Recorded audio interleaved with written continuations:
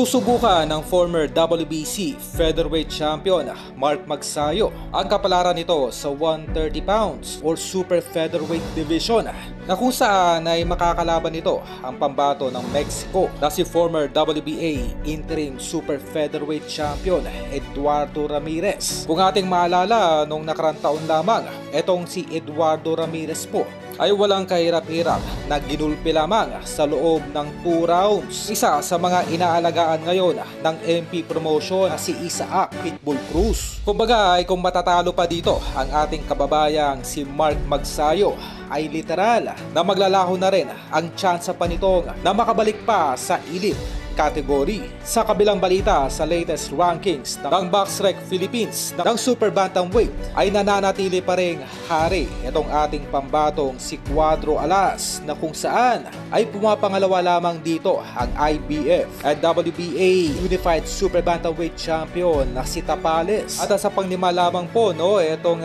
bagitong si Carl James Martin. Ang nasabing rankings po na inilathala ng BoxRec na kung saan ay hari pa rin ng 122 division sa Pilipinas. Itong si Alas ay pinaburan na rin ng pamunuan ng WBO na kung saan ay tinaas ikatlong pwesto bilang mandatory. Itong si Casimero sa WBO belt na hawak-hawak ngayon nitong si Naoya Inoue.